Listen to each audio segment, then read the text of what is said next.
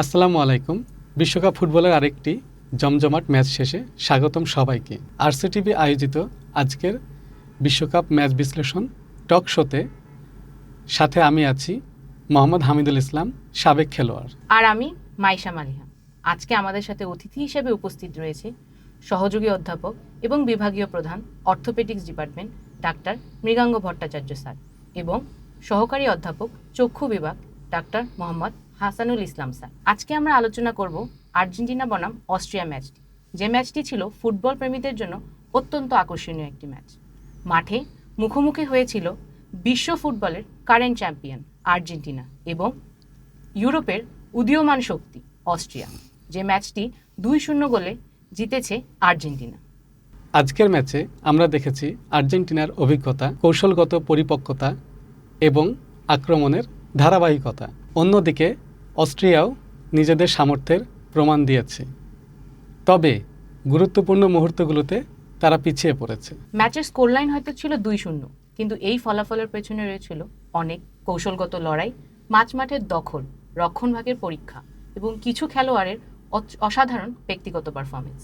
তাহলে দেরি না করে শুরু করা যাক আজকের আলোচনায়। প্রথমেই যেতে যাচ্ছি দুইজন গেস্টের কাছে জানতে চাই, আজকের আর্জেন্টিনা খেলা তাদের কি আধিপত্য দেখাতে পেরেছে?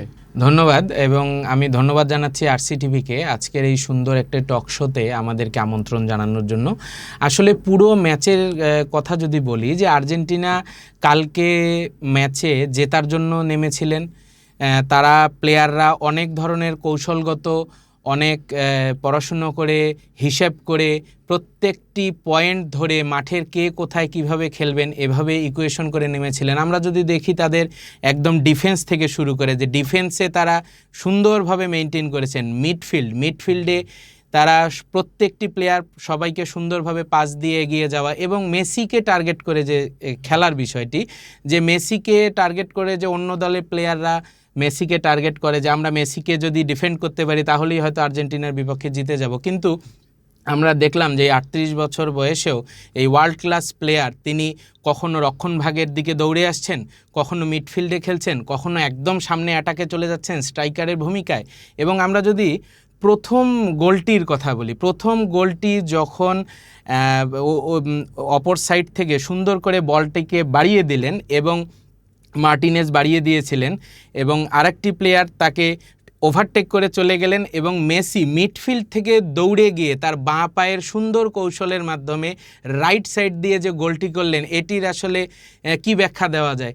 অসাধারণ এবং অত সুন্দর, অতীব সুন্দর। আমরা আরেকটি কথা বলতে পারি, মেসি এবং আর্জেন্টিনার দলের পেনাল্টি নিয়ে যে এত কথাবার্তা হয়, হ্যাঁ, পেনাল্টি ছাড়াও লিওনেল মেসি যে গোল করতে পারেন প্রথম এবং এই ম্যাচে 5টি গোল করেই সেটা তিনি দেখিয়ে দিয়েছেন। এটা পার্ট অফ গেম, যে হ্যাঁ, একটা পেনাল্টি মিস হতে পারে, পেনাল্টি দেয়া যেতে পারে। এটা নিয়ে আমার মনে হয় যে লায়নেল মেসি অথবা আর্জেন্টিনা খুব বেশি চিন্তিত নয়।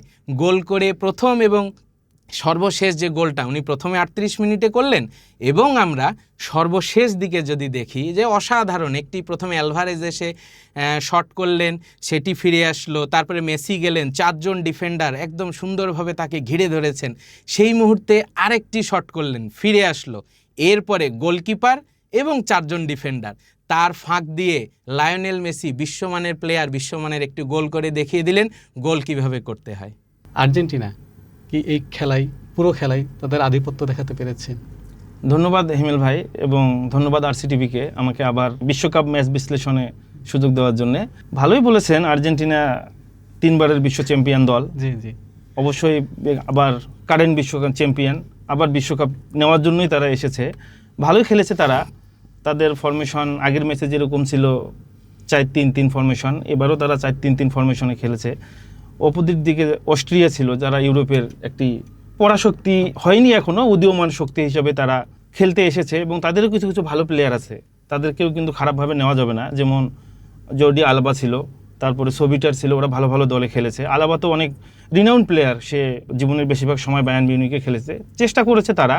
কিন্তু আসলে আর্জেন্টিনা একটা পরাশক্তি, তারা ফেভারিটের মতোই খেলেছে। যেমন প্রথম যে প্ল্যানটিটা আপনি দেখেন, একটা কিন্তু তারা যেভাবে শুরু করে প্রতিবারই ছোটো ছোটো পাসে, তারা কিন্তু ছোটো ছোটো পাসেই এগিয়ে গেছে। মার্টিনেজ ওটা বিশ্বমানের প্লেয়ার, সেও বিশ্বমানের প্লেয়ার, সে কিন্তু ডিবক্সে সুন্দরভাবে ঢুকে গেছে।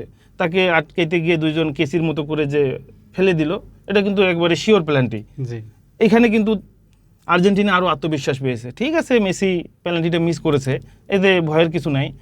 ওই কিছু সময়, কিছু মুহূর্ত হয়তো আর্জেন্টিনা একটু নিরাশ হয়েছিল, মেসির দিকে করে তারা নিরাশ হয়েছিল। ক্ষণিক সময়, হ্যাঁ, ক্ষণিক সময়ের জন্য তারা একটু নিরাশ হয়েছিল। পরবর্তী 10 মিনিট হয়তো একটু চাপে খেলেছে বা একটু খারাপ খেলেছে, কিন্তু হাইড্রেশন ব্রেকের পরেই তারা কিন্তু আবার চাঙ্গা হয়ে গেছে, তারা আবার তাদের স্বাভাবিক খেলায় ফিরে গেছে। লটারো মার্টিনেজ যে প্লেয়ারটা ডিফেন্সে খেলে, সে ডিফেন্সের কিন্তু সে কিন্তু ডিফেন্স থেকে উঠে এসে ক্রসটা করেছে। আলমাদা কিন্তু একটা সুন্দর একটা ফলস দিয়েছে, বলটা সোজা মেসির কাছে গেছে। মেসি স্বভাব সুলভ, তার বা পায়ের প্লেয়ার, সে এমনিতেই বা পা তার ফেভারিট ফুট, বা পায়ে দিয়ে সে খেলে, সে সুন্দরভাবে কিন্তু একেবারে একটা দুর্দান্ত গোল করলো। এই গোল পড়ার পরে আমার মনে হয় অস্ট্রিয়া একেবারে তারা দুর্বল হয়ে গেছে, তারা আর ম্যাচে ফিরতে পারেনি। ওই গোলের পরে তারা অনেক চেষ্টা করেছে, কিন্তু তারা আর ফিরতে পারেনি। আর্জেন্টিনা অবশ্যই একেবারে প্রথম থেকে এই প্রভাব বিস্তার করেই খেলেছে, আমার কাছে ভালো লেগেছে। হয়তো আমি অন্য দলের জার্সি পরে এসেছি, আমার ফেভারিট দলের, কিন্তু তারপরেও আমার খেলা দেখে ভালোই লেগেছে। কিন্তু আমি আরও একটু এক্সপেকটেশন আমার বেশি ছিল, যে আরও কিছু ভালো করার একটা ছিল, কিন্তু ওভারঅল ভালো খেলেছে তারা। গ্রুপ পর্বের 2টি ম্যাচ অলরেডি আর্জেন্টিনা খেলে ফেলেছে। স্যার, আপনার কি মনে হয় তাদের সবথেকে স্ট্রং পয়েন্ট এবং সবথেকে উইক পয়েন্ট কোনগুলো? ধন্যবাদ। আসলে আমরা যদি এইটা বিশ্লেষণ করতে যাই, তাহলে আমরা দেখব প্রথম ম্যাচ এবং দ্বিতীয় ম্যাচ। প্রথম ম্যাচ এবং দ্বিতীয় ম্যাচ মিলে আর্জেন্টিনা কিন্তু একটি গোলও কনসিভ করেনি। তাহলে আমরা বলতে পারি যে তারা ডিফেন্সে যারা আছেন 4 ফরম্যাটে খেলছেন, এবং পিছনে বাজপাখি মার্টিনেজ যা আমরা বলে থাকি, এবং এই ডিফেন্সে তাদের 4 জনের মধ্যে অতীব সুন্দর বোঝাপড়া। ওইভাবে বলতে গেলে লাস্ট ম্যাচে কালকে একটি মিস্টেক হয়েছে, রাইট সাইডের গোলবারের ওখানটা গ্যাপ ছিল, এছাড়া ওইভাবে মিস্টেক করতে আমরা দেখিনি। এবং ডিফেন্স থেকে ডিফেন্সিভ মিডফিল্ডার এবং মিডফিল্ডে তারা কিন্তু এত সুন্দরভাবে বল তাদেরকে থ্রো করে দিচ্ছেন, বল পাস করে দিচ্ছেন। এবং মিডফিল্ডে আমরা একটা জিনিস দেখতে পাচ্ছি, মিডফিল্ড এবং ডিফেন্সের যে সুন্দর বোঝাপড়াটা, এটা না হলে কিন্তু একটি ম্যাচের কি বলা যায়, রিদমটা নষ্ট হয়ে যায়, স্পন্দনটা এগিয়ে চলতে পারে না। এবং তারা মিডফিল্ডেও খুব সুন্দরভাবে এগিয়ে নিয়ে যাচ্ছেন এবং স্ট্রাইকারদেরকে বল ডেলিভারি করে দিচ্ছেন। তবে একটি দুর্বল পয়েন্ট আমার কাছে যেটা মনে হচ্ছে, যে প্রথম ম্যাচ এবং কালকে আমরা দেখলাম যে শুধুই বিশ্বমানের প্লেয়ার লায়নেল মেসি উনি গোল করে যাচ্ছেন, অন্যান্য স্ট্রাইকার যারা আছেন তারাও গোল করাটা উচিত ছিল, হয়তো হয়নি। এবং এইটা না করতে পারলে ভবিষ্যতে হয়তো একটি সমস্যা তো একটু হতেই পারে। বিভিন্ন সবসময় তো লায়নেল মেসি ওইভাবে করে খেলতে পারবেন না, এটা প্লেয়ারের পক্ষে হয় না, it is part of match. অন্যান্য স্ট্রাইকারদেরকেও এগিয়ে যেতে হবে এবং ডিফেন্সিভ মিডফিল্ডারদের বল ক্যারি করে ডিবক্সের ভিতরে এগিয়ে নিয়ে যেতে হবে। যেমন আমরা একটা ছোট্ট উদাহরণ দিতে পারি, ফার্স্ট ম্যাচে আমাদের মিডফিল্ডার ডিপল উনি খুব সুন্দরভাবে 4টি ডিফেন্স লাইনকে ক্রস করে লেফট উইং রাইট উইং কাকে এই বলটি না দিয়ে পাস করলেন কিন্তু মেসিকে, এবং মেসি সেটা এত সুন্দরভাবে তার লেফট ফুটে নিয়ে ট্যাকেল করে গোলটা দিলেন। এই জিনিসটাই অন্যান্য স্ট্রাইকাররা যদি মেনটেন করতে পারেন, তাহলে বিশ্বমানের যে দল আমরা বলছি আর্জেন্টিনা, লাস্ট বিশ্বকাপেও তারা চ্যাম্পিয়ন, এবারও তার ধারাবাহিকতা হয়তো ধরে রাখতে সক্ষম হবে। এবং আমার মনে হয় যে এটাতে আরেকটু সুন্দরভাবে ডাক্তার হাসান সাহেব যদি অ্যাড করতে পারেন আরও ভালো। ধন্যবাদ স্যার আমাকে সুযোগ দেওয়ার জন্য। ভালোই বলেছেন স্যার, আপনি খেলা দেখেন বোঝা যাচ্ছে, ভালোই বলেছেন আপনি, যে 4-3-3 ফরমেশন কিন্তু স্যার খেলানো আবার ডিফিকাল্ট, আবার অনেক ক্ষেত্রে সহজও। আবার এখানে আবার সহজ হয়েছে এই কারণে স্যার, যে আর্জেন্টিনার এই ফরমেশনটা আমার ভালো লেগেছে, যে তারা তো সবাই ভালো ভালো দলে খেলে, ভালো ভালো ক্লাবে খেলে, প্লেয়ারগুলো সবাই একই সাথেই খেলতেছে বলা যায় স্যার অনেক কয়েকদিন ধরে। যেমন ডিপল আর মেসির তো একটা বলি যে কম্বিনেশন, ইন্টার মায়ামি থেকে তাদের একটা ভালো কম্বিনেশন, তারা বুঝতে পারে যে সে কোথায় যাবে। প্রথম ম্যাচের কথা আবার চলে আসতেছে স্যার, আপনি যে বললেন বলটা পাস দিল, ওইখানে কিন্তু ম্যাকঅ্যালিস্টার খেলে স্যার, ম্যাকঅ্যালিস্টারের পজিশন ওইটা, কিন্তু দেখতেছেন যে স্যার ম্যাকঅ্যালিস্টার আর ওইখানে এনজো ফার্নান্ডেজ ওইভাবে ডেলিভারি দিতে পারতেছিলেন না মেসিকে। তখন কিন্তু দেখেন যে ডিপল কিন্তু নিজেই ওখানে সরে গেছেন, যে বলটা ওখান থেকে রোমেরো বা ওই মার্টিনেজের কাছ থেকে বলটা নিয়ে সে দেখছে আগে দুই দিকে যে না দিলে বেশি দূরত্ব হচ্ছে, সে একেবারে সুন্দর করে বলটা ফরওয়ার্ড পাসিং করলো। এরকম গত ম্যাচেও স্যার ওরকম একটু আমার কাছে মনে হচ্ছে কেন জানি ওই ম্যাকঅ্যালিস্টার আর এনজো ফার্নান্ডেজের মধ্যে একটু বোঝাপড়াটার একটু ঘাটতি আছে, যেটা আস্তে আস্তে আরও আশা করতেছি যত সময় গড়াবে তারা আরও কেয়ারফুল হবে এবং আরও কম্বিনেশনটা বিল্ড আপ করবে। কিন্তু স্যার তারপরেও একটা মানে লেকিংস যদি আমরা বলি, লেকিংস আমি ডি মারিয়ার জায়গায় আলমাটা নতুন তরুণ প্লেয়ার, কিন্তু ডি মারিয়ার ওই জায়গাটা স্যার পূরণ করা একটু কষ্টকরই হচ্ছে মানে আলমাদার জন্য বলবো আমি। কারণ ডি মারিয়ার যে গতি, গত বিশ্বকাপে ঠিক আছে স্যার আপনাদের বিশ্বমানের প্লেয়ার, সারা বিশ্বের এখনকার বা বলা যায় সর্বকালের সেরা প্লেয়ারই একজন লিওনেল মেসি, কিন্তু ডি মারিয়ারও অবদান ভালো ছিল স্যার। কারণ ওই বয়সে এসেও সে ভালোই খেলেছে স্যার, তার ক্রস, তার ড্রিবলিং করে বল নিয়ে এগিয়ে যাওয়া, তাকে আটকাতেও কিন্তু স্যার বিশেষ করে ফাইনালের প্রথম গোল, জি স্যার, অসাধারণ ওই 2-3টি প্লেয়ার তাকেও আটকানো লাগতো, চাপ কম পড়তো মেসির উপরে। কিন্তু এখন মেসির উপরে চাপ একটু বেশি পড়ছে, কিন্তু তারপর স্যার মেসি আবার টেকটিক্স চেঞ্জ করছে। আমি যেটা দেখলাম যে প্রথম 5-7 মিনিটকে কিন্তু বলে পা লাগায় না স্যার, সে দেখবেন যে হাঁটতেছে মাঠে, সে তার একটা অনেকেই আপনারাও বলতেছেন, আপনার দলের প্লেয়াররা বা সমর্থকরা বলতেছে যে সে বার্ডস আই ভিউয়ে দেখতেছে মাঠটা, যে কে কোথাকে পজিশন করব বা কোথায় গিয়ে আমি দাঁড়াবো। আমার কাছে ওইটাই মনে হয়েছে যে সে প্রথম 5-7 মিনিট কিন্তু সে সুন্দর সুন্দর মানে হাঁটতেছে স্যার, শুধু মানে বিপক্ষ দলের কৌশলগুলো জানার চেষ্টা করে, রিড করে, মানে ম্যাচটা রিড করার চেষ্টা করতেছে সে, যে আমি কোথায় গিয়ে দাঁড়াবো বা কাকে কোথায় ইয়া করব, এটাতে কাজে দিয়েছে স্যার। এবং কাজে দিয়েছে, এটা আপনার সাথে আমি একমত। এবং আরেকটা কথাও আমাদেরকে মাথায় রাখতে হবে যে 38 বছর বয়সে স্যার ক্যারিয়ারের শেষ সময়ে এসে একটি প্লেয়ার যদি যে প্রায় 90 মিনিট খেলে যাচ্ছে, সে তার এনার্জিটাকে বুস্ট আপ করা এবং ধরে রাখার জন্য এই কৌশলটির মাধ্যমে আমার মনে হচ্ছে যে এগিয়ে যাচ্ছে। এই কৌশলটি আমার কাছেও মনে হচ্ছে স্যার, যে সে এনার্জি কিভাবে সেভ করে খেলা যায় তার সে একটা বাস্তব প্রমাণ, রিকভারি করে। যেমন স্যার গত ম্যাচেই প্লান্টি মিস করলো, সে পরে একটা গোল দিল, তারপরে দ্বিতীয় গোলের আগে বা দ্বিতীয়ার্ধে সে কিন্তু দেখবেন অনেকটা খানিক নিচে নেমে আসার চেষ্টা করেছিল স্যার, খানিকটা নিচে। যেমন ওই দ্বিতীয় নম্বর গোলটার আগেও কিন্তু ক্রসটা কিন্তু আমার কাছে মনে হচ্ছে যে ওই দিক থেকে মেসির কাছ থেকে ক্রসটা এসেছে আলভারেসের কাছে, আলভারেস শট নেওয়ার পরে কোনো ক্রমে বলটা আবার মেসির কাছে যায়, ওখানে আরও একজন প্লেয়ার ছিল, ওকে না দিয়ে কিন্তু মেসি নিজে আবার শটটা নেয়, আবার মানব দেয়ালে প্রতিহত হয়ে আবার বলটা কোনো ক্রমে আবার মেসির কাছেই চলে আসে। 2 নম্বর শটে কিন্তু সে আর বলের গতি, সে মানে প্রথমে একটু আস্তেই শটে, মানে প্রথম শটটা একটু ধীর গতির ছিল, কিন্তু পরে আর সে সুযোগ দেয়নি, পরে সে একেবারে দুর্দান্ত গোলটি আমরা দেখলাম। অস্ট্রেলিয়ার কিছু ব্যর্থতা ছিল স্যার, আসলে তারা মানে আমার কাছে মনে হলো আলজেরিয়া এবং অস্ট্রিয়া দুইজনে ম্যাচটাকে অত ভালোভাবে নিতে পারেনি স্যার, তাদের কোচরা মানে ওইভাবে মেসিকে তারা আটকাতে পারতেছে না। এবং আমার কাছে এটা কৌশলে একটু ঘাটতি আছে স্যার, কিন্তু মানে ঘাটতিটা ওদের না স্যার, ঘাটতিটা আসলে মেসি ঘাটতিটা করেছে।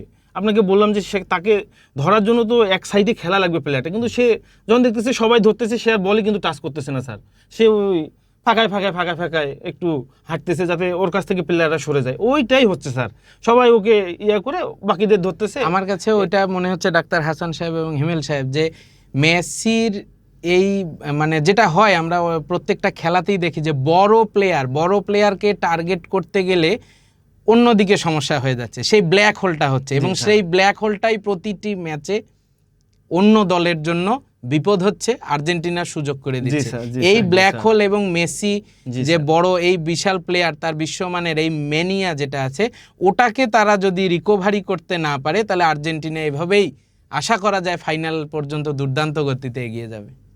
আশা করা যাচ্ছে স্যার, এখন পর্যন্ত দেখে আশা করা যাচ্ছে যে তারা ফাইনালে যাওয়ার মতো দল আসলে তারা গড়েছে, কারণ ডিফেন্স লাইন মোটামুটি ভালো আছে স্যার, রোমেরো ওই এল মার্টিনেজ ছেলেটারা দুইজন খুবই ভালো মেইন ডিফেন্স, সাইড ডিফেন্স দুইজন মেদিনা ভালো আছে, ভালোভাবে সুযোগই পাচ্ছে না সে, তাকে বয়সের কারণে হয়তো সুযোগ কম দিচ্ছে।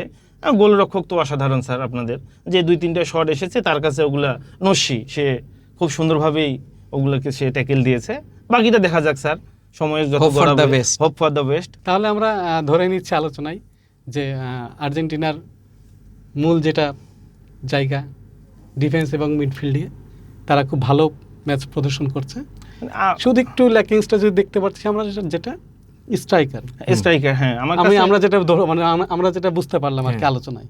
হ্যাঁ, মার্টিনেজ এবং আলভারেস আসলে দুইজনকে কিন্তু একসাথে খেলানো যাচ্ছে না, মানে কোচ দেখাই যাচ্ছে যে স্কলানি আলাদা টাইম, হাফ টাইম বা একটু সময় বেশি কম দিয়ে ইয়া করতেছে, আর মার্টিনেজকে স্যার আর একটু মানে অ্যাক্টিভ হতে হবে তাকে, মানে তার গোল সংখ্যা একটু বাড়াইতে হবে। কারণ আমার কাছে যেটা মনে হয়েছে ডাক্তার হাসান সাহেব, আপনি ঠিকই বলছেন, হিমুল সাহেবের সাথেও আমি একমত। আর্জেন্টিনা সব প্লেয়াররা গতবারের মতো আমার মনে হচ্ছে এবারও চাচ্ছে যে মেসির শেষ বিশ্বকাপটা যাতে স্মরণীয় হয়ে থাকে। Right. এটি না করে মেসির অবশ্যই বিশ্বকাপটি স্মরণীয় হয়ে থাকবে, কিন্তু সবাইকেই তার নিজস্ব জায়গায় সর্বোচ্চটা দিয়ে সুন্দরভাবে খেলে, যাকে আমরা অবশ্যই বলতে স্যার। পারি দলগত। হ্যাঁ, হ্যাঁ, দলগত খেলা কম্প্যাক্ট খেলতে হবে। কম্প্যাক্ট কারণ ফুটবল কারণ খেলতে অন্যান্য হবে। দলের আমি দেখতেছি স্যার, তরুণ প্লেয়ার হলেও যেমন ফ্রান্স গতকালকে কিন্তু আবার 3টা গোলে দিয়েছে, তারা দলগত খেলাই খেলতেছে। ঠিক আছে, তাদেরটাও কিছুটা এমবাপে কেন্দ্রিক, কিন্তু তারা দলগত খেলা খেলতেছে স্যার। এটাও আর্জেন্টিনাকে মাথায় রাখতে হবে।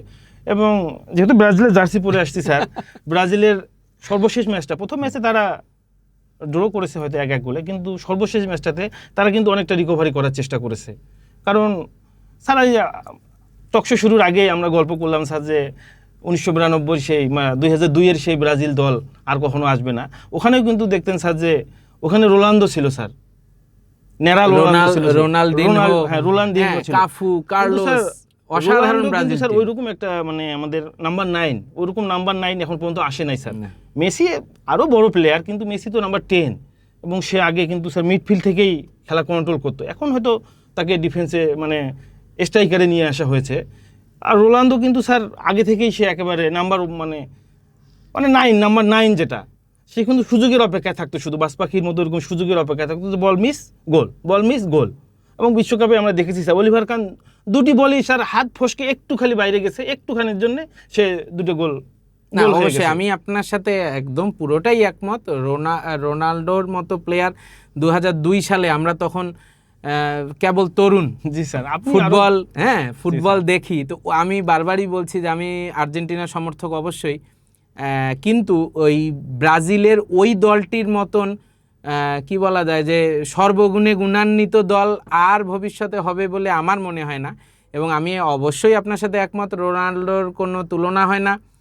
কিন্তু মেসির যে জিনিসটি দেখেন, রোনাল্ডোকে বলা হতো ডিবক্সে বল পেলে রিভালদো, রবার্তো কার্লোস অথবা রোনালদিনহো বল দিয়েছে, রোনাল্ডোর পায়ে বল গোল হয়নি, এরকম কখনো হয়নি। বাট আপনি যদি 2014 থেকে শুরু করেন মেসির যৌবন, জি স্যার, সেই সময়ে আর্জেন্টিনা দলে ওই রকম কম্প্যাক্ট অতটা দিতে না পারলেও মেসি তার একক কারিশমায় একা দলটিকে টেনে নিয়ে গেছেন। যদি ওই রকম সাপোর্ট পেতেন আরও তিনি ফ্লেয়ার আপ করতে স্যার, পারতেন, এখানে ফ্লারিশ হইতে আমি পারতেন। একটু অ্যাড করবো স্যার যে মেসি আসলে কারিশমেটিক, ঠিক আছে স্যার, সে অনেক ভালো প্লেয়ার অবশ্যই, মানে তার মতো ব্যালন ডিয়ার এখন পর্যন্ত কেউ জেতেনি, এবং সে দেখিয়েছে আমাদের যে বিশ্বকাপ জয়ী প্লেয়ার, সে বিশ্বকাপ জয়ী প্লেয়ার এবং কারেন্ট বিশ্বকাপ জয়ী প্লেয়ার, এবং এবারও সে তার ঝলক দেখিয়ে যাচ্ছে। যেমন 5টি গোল করা মুখের কথা না স্যার 2 ম্যাচে, এবং হ্যাট্রিক হয়েই গেছিল, এটাও হয়ে গেছিল বলা যায়। হয়তো সে একটু চাপে ছিল, সেটাই part of game, part of game, এটা হতেই পারে স্যার, এটা হতেই পারে। আমরা অনেকেই দেখি না, মানুষ 0 রানে তো মেলা দিনই আউট হয়, কিন্তু সে সুন্দরভাবেই ফিরে এসেছে। এবং স্যার আপনি দেখবেন গোলটা মিস করার পরে তাদের যে অ্যাপ্রিসিয়েশন, তাকে কিন্তু আশাহত করেনি স্যার, এবং সবাই এসে কোচও তাকে appreciation সুন্দরভাবে করেছে। অ্যাপ্রিশিয়েট জি স্যার, যে নো টেনশন, ডোন্ট ওয়ারি, এটা হতেই পারে। এই অ্যাপ্রিসিয়েশনটা কিন্তু স্যার একটা প্লেয়ারের জন্য অনেক।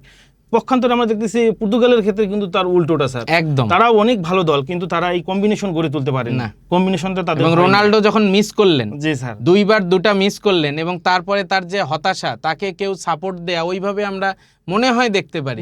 না। জি স্যার, এই জন্য স্যার আর্জেন্টিনার কম্বিনেশনটা আমার ভালো লাগছে, যে তারা চেষ্টার কমতি নেই স্যার, শুধু ওই 2 উইংটা একটু আরেকটু ভালো করতে হবে স্যার। আলমাদা এটা এবং ঠিক করলে মার্টিনেজ, আরো এই 2টা ভালো হলে সুন্দর হবে। আরো ভালো হবে। কারণ ওই দিক থেকে যদি চাপটা কমাইতে পারে মেসির উপরে, আরো রিল্যাক্সে খেলতে পারলে গোল তো সে করবেই স্যার। বল পায়ে আসলে দেখলেন রিল্যাক্সে খেলতে পারবে, কয়েকটা বলই পায়ে এসেছে, এবং 4টে শটালে 2টা 3টে গোল হচ্ছেই, এবং হবেই।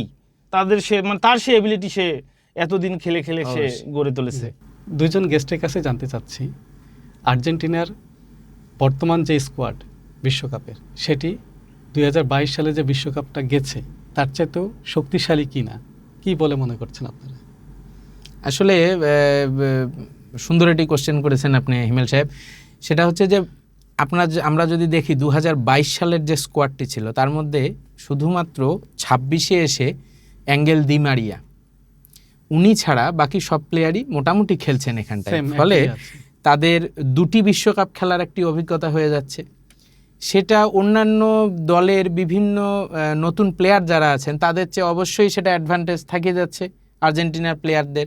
সেই কম্বিনেশন, সেই কোচ, সেই গোলকিপার, সেই ডিফেন্স লাইন, মিডফিল্ডে তাদের সেই অসাধারণ বোঝাপড়া, এবং সর্বোপরি আমরা যদি বলি যে মেসিময় আর্জেন্টিনা, মেসি কেন্দ্রিক আর্জেন্টিনা এবং মেসির উজ্জ্বলতায় এগিয়ে চলা আর্জেন্টিনা, এবং মেসি তার ষষ্ঠ এবং সম্ভবত শেষ বিশ্বকাপে এই 38 বছর বয়সেও সে একা প্রদীপ নিয়ে এগিয়ে চলেছে, আর্জেন্টিনাকে এগিয়ে নিয়ে যাচ্ছেন এবং পুরো টিম তাকে 100% দেওয়ার চেষ্টা করতেছে। এবং এই প্লেয়াররা যেহেতু বিভিন্ন ক্লাবে খেলেছেন একসাথে, লাস্ট বিশ্বকাপে তারা একসাথে খেলেছেন, তারাও মেসিকে চারিপাশ দিয়ে ওইভাবে করেই সাপোর্ট দিয়ে যাচ্ছেন যাতে মেসি তার জীবনের হয়তো শেষ বিশ্বকাপে আর্জেন্টিনাকে সর্বোচ্চ শিখরে নিয়ে যেতে পারেন। এবং তাদের এই কম্বিনেশনটা খুব বেশি নড়াচড়া হয় নাই, তবে আগের আলোচনা থেকে একটু যে অ্যাঙ্গেল ডি মারিয়ার যে জায়গাটাতে মার্টিনেজ খেলছেন, অভিজ্ঞতা হতে পারে বা কারিশমা হতে পারে, সেই জায়গাটায় একটু সমস্যা হচ্ছে, সেটা হয়তো কাটিয়ে উঠবে এবং কাটিয়ে উঠে যাবে পরের ম্যাচে। এবং আমার মনে হয় যে এটাতে আরেকটু সুন্দর সাপ্লিমেন্ট আমাদের ব্রাজিলের সমর্থক ডাক্তার হাসান সাহেব যদি করেন, ধন্যবাদ সুন্দর স্যার লাগবে। আমাকে সুযোগ দেওয়ার জন্য। না ঠিক আছে, স্কোয়াড যদি বলি বিশ্বমানের স্কোয়াডই তারা নিয়ে গেছে স্যার, আর বাইরের ওরকম কোনো প্লেয়ার তারা রেখে যায়নি। দি মারিয়ার বয়স হয়ে গেছে, সে রিটায়ার করছে, তাকে তো আর নিয়ে যাওয়া যায় না, তারা বিশ্বমানের স্কোয়াডই নিয়ে গেছে। কিন্তু দুর্বলতা স্যার, দুর্বলতাও আবার বলা যাবে না স্যার। আমরা গত বিশ্বকাপে যদি আপনাদের আর্জেন্টিনার যে কোচ স্কোলানি, তাদের যদি আপনি মানে তার যে টেকটিক্স যদি দেখেন, সে কিন্তু খেলাটা মেসি কেন্দ্রিকই করেছে। কারণ সে জানে যে আসলে আছে অনেক প্লেয়ারই তাদের ভালো ভালো দলেই খেলে, যেমন মার্টিনেজ ইন্টার মিলানে খেলে, আলভারেজ আমাদের অ্যাথলেটিকো মাদ্রিদে খেলে, ভালো খেলে তারা। বিশ্বের বড় বড় বিশ্বের ক্লাবে বড় বড় খেলে। দুটো ক্লাবই তারা, ওরা Right. অনেক বড় বড় ক্লাব, নাম করা ক্লাব, তাদের ওখানে খেলে। কিন্তু তারপরও সে জানে যে স্যার যে মেসিকে ইউজ করতে হবে। আমরা আগেও দেখেছি স্যার 6 নম্বর বিশ্বকাপ, আপনি বললেন যে এটা তার 6 নম্বর বিশ্বকাপ একটা প্লেয়ারের। 6টা বিশ্বকাপ খেলা কিন্তু স্যার অনেক মানে অনেক মানুষের মুখের সাধনার কথা ব্যাপার, না, হ্যাঁ, সাধনার ব্যাপার। এই অবশ্যই। ফিটনেস রাখা একটা সাধনার ব্যাপার। আমরা দেখেছি যখন ম্যারাডোনা কোচ হয়ে আসলেও মেসিকে এইভাবে কেউ ইউজ করতে পারেনি না। স্যার, ইউজ এটা আমি আপনার সাথে একদম শতভাগ মেসিকে ইউজ করতে পারেনি। মেসি যখন 18 সালে এমবাপেদের মতো বা লামিন ইয়ামালদের মতো সময় খেলেছে, তখন তাকে কিন্তু তারা ইউজ না। করতে পারেনি। আসলে স্যার সেলফিশ হলে এখানে খেলা হবে না, এটা একটা গেম, একটা মানে team game sir. Team game. জার্মানির মিরোস্লাভ ক্লোসা, জর্ডান মুলার স্যার, মুলার বলেছে যে জার্মানিতে ওরকম কোনো কিন্তু প্লেয়ার নেই, যে স্টার প্লেয়ার হয় না। কেন হয় না? যে আমরা 11 জনের প্লেয়ার, আমরা 11 জন মিলে খেলি, আমরা একক কৃতিত্ব নেই। কিন্তু এইখানে মেসি ঠিক আছে, সে ওইভাবে স্যার গড়ে উঠেছে, বার্সেলোনায় খেলে, আর্জেন্টিনা দলে খেলে, সে তার পজিশন গড়ে নিয়েছে স্যার। সে বিশ্বমানের একটা গড গিফটেড প্লেয়ার। আপনারা তো তাকে ফুটবল ঈশ্বরই বলতেছেন, বলাই যায় অনেক Next to Maradona. Next to Maradona বা ম্যারাডোনার চেয়েও স্যার আমি তাকে বড় বলবো স্যার। ম্যারাডোনার খেলা আমি ওই সময় ছোট ছিলাম স্যার, অত বুঝতে আমারও সেই সুযোগটা হয় নাই, তবে থ্যাঙ্কফুল টু গড, সবাই আমরা সৃষ্টিকর্তার আশীর্বাদে এই পৃথিবীতে আলো দেখেছি বাবা মার মাধ্যমে। তবে 86 সালে আমার জন্ম, 86 সালে ম্যারাডোনার সেই অসাধারণ ওয়ার্ল্ড কাপ জয়, অনেক কথাই থাকে, অনেক কন্ট্রোভার্সি থাকে, হ্যান্ড অফ গড সেই গোল, এবং ম্যারাডোনা দেখিয়ে দিয়েছিলেন পরের গোলটি করে কিভাবে ফুটবল বিশ্বে গোল করতে অসাধারণ হয়। স্যার। আমি এটা এবং ইউটিউবে হাইলাইটস দেখেছি স্যার। ম্যারাডোনার সময়ে আমার কাছে মনে হয় যে পেলে, ম্যারাডোনা আমাদের বাবাদের কাছ থেকে যেটা আমরা শুনেছি, এবং 2002 বিশ্বকাপ, 98 বিশ্বকাপ, এই যে এইগুলো আমরা দেখেছি, ব্রাজিল দল বলেন আর জার্মান বলেন, ইটালি বলেন, ইটালিকে আমরা এবার খুব মিস করছি, ইটালিকে অবশ্যই, খুব মিস অবশ্যই, করছি। অবশ্যই স্যার। ইতালির সেই খেলা, তাদের ডিফেন্স, অবশ্যই সবগুলো মিলিয়ে ওই সময়ের থেকে এই সময়ে মেসি অবশ্যই আশীর্বাদ পুষ্ট, অবশ্যই স্যার, অবশ্যই। কারণ তাতে আমাদের অনেক কিছুর উন্নতি ঘটেছে, ট্যাকটিক্সের উন্নতি ঘটেছে, তাতে অনেক জিনিস অ্যাড হয়েছে, অ্যানালাইসিস করা যাচ্ছে। আগেকার দিনে ওটা ছিল না, তাই এক একজন, যেমন পেলে তার সময়ের শ্রেষ্ঠ প্লেয়ার, স্যার। ম্যারাডোনা তার সময়ের শ্রেষ্ঠ প্লেয়ার। আমরা যদি রোনাল্ডোর কথা বলি, আপনি বললেন 9 নম্বর জার্সি পরিহিত রবার্তো কার্লোস, সেই অসাধারণ ফ্রি কিক। জি স্যার। হ্যাঁ, আমরা ইংল্যান্ডের যদি দেখি জেরার্ড ল্যাম্পার্ডের সেই সময়কার, জি স্যার। এক একজন এক এক সময় এক এক জায়গায় ডেভিড এক একটা, বেকহাম। ডেভিড বেকহামের কথা যদি বলি, এবং রোনালদিনোর কথা তো সেই অসাধারণ গোলটির কথা এখনো আমরা ভুলতে পারি না, সেই মাঝমাঠ থেকে ফ্রি কিকে অবশ্যই স্যার। গোলকিপার তাকিয়েছিলেন। তো আমরা এই বিশ্বমানের player, Brazil, Argentina, Italy, Spain, German বলেন, আসলে বিশ্বকাপে বড় দল, ছোট দল অবশ্যই খেলবে, আমি কাউকে ছোট বড় করতে চাচ্ছি না, নতুন দল, পুরানা দল, বাট এই পুরানা দলগুলো বড় বড় প্লেয়াররা বিশ্বকাপে না থাকলে বিশ্বকাপের মাধুর্যটা মাধুর্য ওইভাবে নষ্ট হয়ে আমরা যায়, ফিল করতে পারি না। আর হতে পারে আমরা আর্জেন্টিনার সমর্থক, কেউ ব্রাজিলের, কেউ পর্তুগালের, কিন্তু অবশ্যই Brazil, Argentina, Italy, Spain, German, Portugal এরা বড় দল, এরা সুন্দর খেলবে, আমরা উপভোগ করব। নিঃসন্দেহে নিঃসন্দেহে উপভোগ করবো স্যার। আসলে কিন্তু স্কলানিকে ধন্যবাদ দিতে হবে স্যার। আরও অনেক বড় বড় কোচ দেখেছি, তার চেয়েও বড় বড় কোচ। স্কলানি কিন্তু স্যার ওই লেভেলের বড় কোচ না স্যার, ওই লেভেলের বড় প্লেয়ারও না। তারা মেসি সহ কিন্তু একই সাথে বিশ্বকাপ খেলেছে একটা, আমি যতদূর জানি যে একটা খেলেছে, একসাথে একই সাথে। খেলেছে। সে দেখেছে যে আসলে এই ছেলেটাকে কিভাবে ইউজ করা যায় এবং সেটা করিয়ে দেখেছে স্যার। এরকম ইউজ একটা প্লেয়ারকে না করলে তো স্যার আপনি সেটাই। কাপ জেতা যাবে না স্যার। সবাই মিলে আসলে লড়াই করে জেতা যায়, কিন্তু তারপরও স্ট্রাইকার তো আপনাকে লাগবে, অবশ্যই স্ট্রাইকার তো লাগবে। যেমন তার বয়স হয়েছে, তাকে ফ্রিডম দিয়ে দিয়েছে। বললাম না স্যার, সে তো ফ্রিডম মানে পুরো ফ্রিডমই খেলতেছে, যে 10 জন নিয়ে খেলতেছে হ্যাঁ। তারা 10 জন নিয়ে খেলতেছে। সে দেখতেছে যে কোথায় কোথায় গুটি বসাইলে আমার সুবিধা হবে, বা আমি কোথায় গেলে ও বলটা দিতে সুবিধা হবে। সে কিন্তু ওইখানে যাচ্ছে, স্যার। আমি দেখতেছি যে সে যাচ্ছে ওইখানে। যেমন দীপলের সে আগের ম্যাচের পাঁচটায় দেখেন, সে কিন্তু ওইখানে ফাঁকায় দাঁড়িয়ে ছিল বিধায় সে দিতে পেরেছে স্যার, যে আমি মানে এই দিলে ওইখানে সে বলটা ধরতে পারবে। হ্যাঁ। স্যার আসলে কি বল দিলেই যে সবাই ধরতে পারতেছে না তো না। স্যার, অন্য দলের প্লেয়ার পারতেছে কি? রোনালদো কিন্তু কয়েকটা পাস পেয়েছে, ক্রিস্টিয়ানো রোনালদো কয়েকটা কিন্তু পাস পেয়েছে, কিন্তু সে তো রাইট টাইমে ওখানে যেতে ফিনিশ পারেনি, করতে পারেননি, মানে রাইট টাইমেই যেতে পারেনি যেতে স্যার। পারেনি। কিন্তু রাইট টাইমে মানে রাইট জায়গায় থাকাটাও কিন্তু একটা বড় প্লেয়ারের লক্ষণ। অবশ্যই। মানে শুধু খেললেই তো হবে না স্যার, না। রাইট টাইমে তো ওখানে যেতে হবে আপনাকে। একদম। যেমন সে মেসি আমাদের একটু হাইটে ছোট, সে হেডে দুর্বল, কিন্তু পা তো তার চলে, অসাধারণ। সেভাবে পাস পাচ্ছে স্যার, সেভাবেই মানে বা পায়ের একেবারে সুন্দর এবং আমি পা। আপনার সাথে একমত, যেটা আমি একদম সর্বশেষে একটু বলতে চাচ্ছি, যে একজন মালি জানে একটি স্যার। বাগানে জি স্যার। কোন গাছটি কোথায় লাগালে সেই জি স্যার। বাগানটির সৌন্দর্য অবশ্যই, বৃদ্ধি স্যার, পাবে, অবশ্যই। এবং স্কলানি সেই অবশ্যই। কাজটি করে সেই যাচ্ছে। কাজটি করেছে স্যার।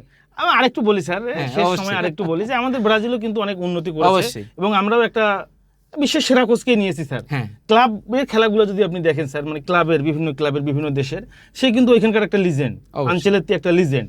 অবশ্যই। সে আসলে চেষ্টা করতেছে স্যার, আসলে তরুণ, সবই তো তরুণ, অনেকের এটা প্রথম বিশ্বকাপ। যেমন আমরাও একটা ভালো প্লেয়ারকে নিয়ে গেছি, তাকে বসিয়ে রেখেছি, দেখে যাক হাতি পুষতেছি আমরা, হাতি কবে আমাদের সুফল না, দেবে তবে আমরা- আমাদের আশা যে নেইমারের মতো প্লেয়ারকে খেলতে হবে মাঠে, জি স্যার, খেলাতে হবে, তাকে সাপোর্ট দিতে হবে। জি স্যার। আমরা মেসি, নেইমার, রোনাল্ডো এই প্লেয়াররা রিটায়ার করে গেলে আমরা তাদের খেলা আর উপভোগ করতে পারবো না। অবশ্যই স্যার, অবশ্যই। এইটা আমাদেরকে উপভোগ আসলে করার স্যার, সুযোগ কোচদেরকে দিতেই হবে। এবং সাপোর্টটা নেওয়ার জন্য তো স্যার আপনাকে সেই সুযোগ দিতে অবশ্যই, হবে, পার্শ্ববর্তী অবশ্যই। প্লেয়ারকে সেই হ্যাঁ। আন্ডারস্ট্যান্ডিং থাকতে হবে স্যার। যেমন তারা, আমি দেখতেছি যে সবচেয়ে মানে মানে কি বলবো স্যার, মানে এরা এত ভালোবাসে একটা প্লেয়ারের প্রতি, হুম। আর্জেন্টিনার মানে আর যারা প্লেয়ার এত ভালোবাসা, মানে এত শ্রদ্ধাবোধ, বা ওটা তাদের গেম প্ল্যানই বলবো স্যার, আমি ওটা অবশ্যই। গেম প্ল্যানই বলবো, যে রাইট টাইমে রাইট জায়গায় সে থাকে, এবং তারা বলটা ওখানে দিয়ে দিচ্ছে। 90 মিনিটের খেলা স্যার, 3টে গোল হলে তো আর লাগে না, 3-4টে গোল হচ্ছে, মানে জানে যে তারা যে ওই প্লেয়ারটাকে ওইখানে রাখলে একটা গোল সে দেবে, সেটাই হচ্ছে স্যার। আপনারা জিততেছেন, আর আমাদের জন্য দোয়া করেন। হ্যাঁ, অবশ্যই, hope for the sir. best। আমরাও আপনাদের জন্য দোয়া করি। আজকে ফেভারিটের মতোই খেলেছেন স্যার, একটা প্ল্যান্টি ম্যাচ, ওটা কোনো ব্যাপার না, কিন্তু আমার কাছে মনে হয়েছে স্যার আরেকটু স্যার খেলতে হবে, কারণ অস্ট্রেলিয়া কিন্তু 2টা ভালো ভালো ফাউল করেছিল হ্যাঁ। মেসিকে, কারণ এই ফাউলগুলো তো স্যার দায়ী। এবং আগের বিশ্বকাপে নেইমারের কেরিয়ারে ধ্বংস হয়ে যায় অবস্থা, কলম্বিয়ার প্লেয়ারটা যে ফাউল করলেন, হ্যাঁ। এইটা স্যার একটু দেখে শুনে খেলতে হবে। অবশ্যই। সবাইকে তাদের ফিটনেস রক্ষা করে পা বাঁচিয়ে এগিয়ে যেতে খেলতে হবে, কারণ আপনাদের ওই প্লেয়ারটা খুব দামি প্লেয়ার। অবশ্যই। অবশ্যই আপনারা চতুর্থ এবং বিশ্ব- ব্রাজিলের প্রতি শুভকামনা অবশ্যই অবশ্যই স্যার, থাকবে, অবশ্যই, আপনাদের প্রতি আর্জেন্টিনার শুভকামনা। পাশাপাশি তারাও উন্নতি করুক, ভালো অবশ্যই করুক। স্যার। আমরা অভিনন্দন জানাতে চাই মেসিকে 18টি গোল করে বিশ্বকাপের ইতিহাসে সর্বোচ্চ গোলদাতা হিসেবে স্বীকৃতি লাভ করার জন্য। এবং আমরা আজকের আমাদের উপস্থিত 2 অতিথি মৃগাঙ্গ স্যার এবং হাসান স্যারকেও অনেক ধন্যবাদ জানাতে চাই আজকে উপস্থিত হয়ে একটি প্রাণবন্ত আলোচনা করার জন্য। আজকে বিশ্বকাপ বিশ্লেষণ এই পর্যন্তই, দেখা হবে নতুন পর্বে। সেই পর্যন্ত ভালো থাকবেন, সুস্থ থাকবেন। আল্লাহ হাফেজ।